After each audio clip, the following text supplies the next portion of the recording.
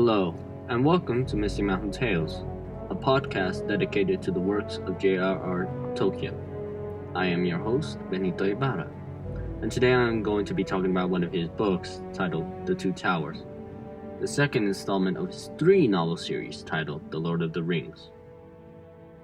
In particular, I would like to focus on today's podcast on how the setting of the novel plays an important role in the story.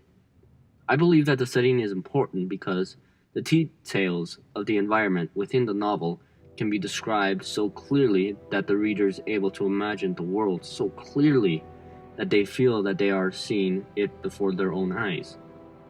This effect is similar to seeing with the mind's eye, where the brain creates this sort of mental image of something that is not there. The setting of the story is important because it allows the reader to become more immersed in the novel due to two fundamental elements, time and place. These two components are essential for creating and influencing the imageries a reader sees through the mind's eye.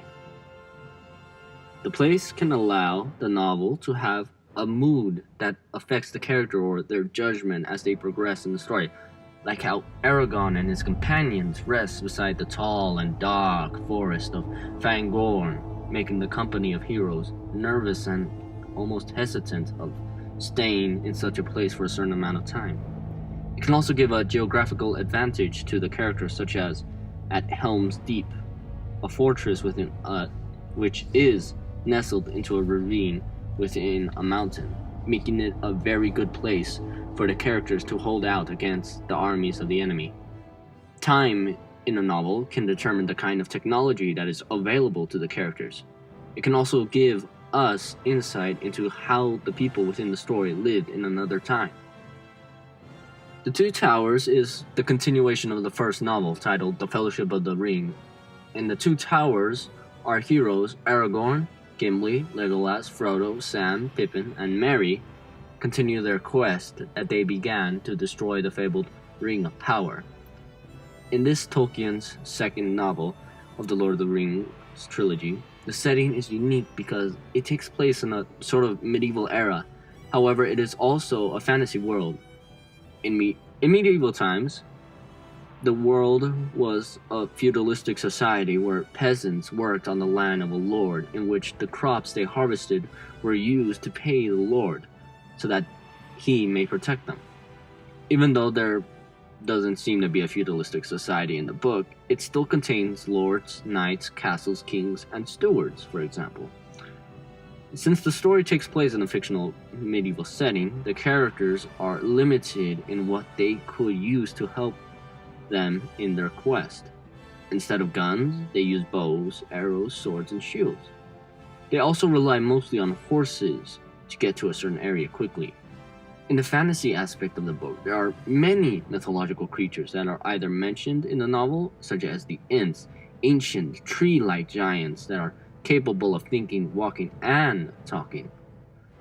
Orcs, which are said to be elves that had been corrupted and mutated by dark magic hundreds of years ago.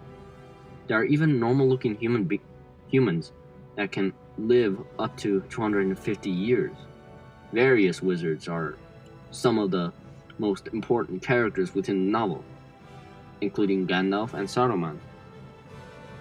Most of the story takes place in the kingdom of Rohan, a vast steppe of nothing but grasslands for many miles that is surrounded by mountains, one of which houses the fortress of Helm's Deep, which is an important location in the story.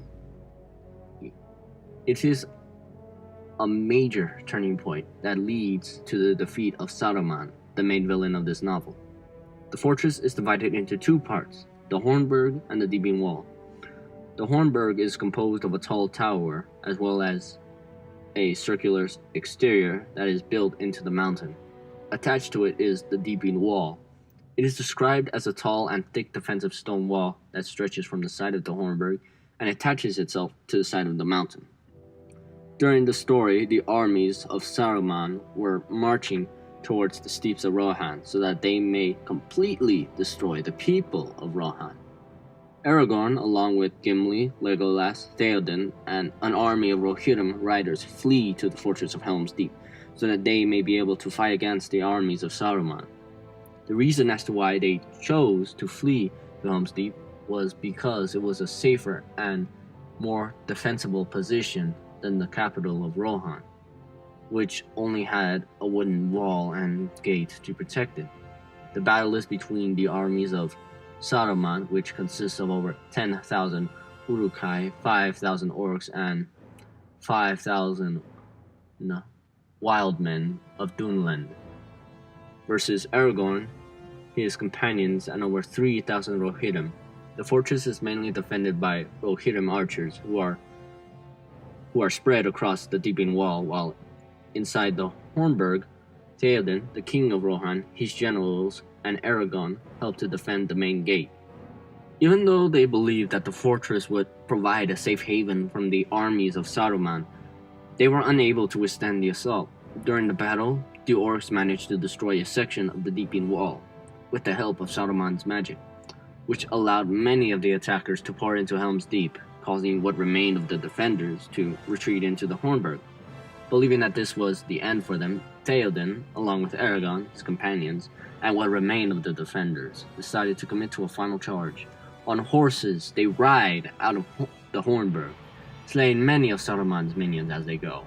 However, they end up being surrounded. At the last minute, they are saved when Gandalf arrives with an army of Rohirrim riders to help defeat Saruman's army. Even though Helm's Deep was a solid and impenetrable stronghold, they simply were outnumbered. The Two Towers is a reference to Barad-dûr, which houses Sauron, the main villain of the entire series, in Mordor. The other tower is Orthanc of Isengard, which is the base of the main antagonist of the Two Towers, Saruman.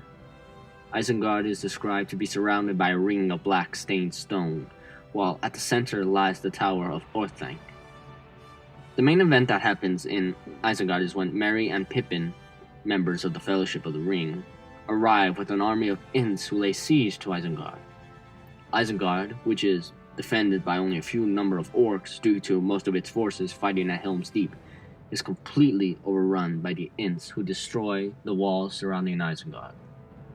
The Ents also released the dam that held back the river Isen, which completely floods the surrounding area, resulting in the destruction of the pits that were used to create Saruman's armies, completely stopping Saruman from further creating his machines of war. As I have previously stated, the setting consists of two fundamentals, time and place.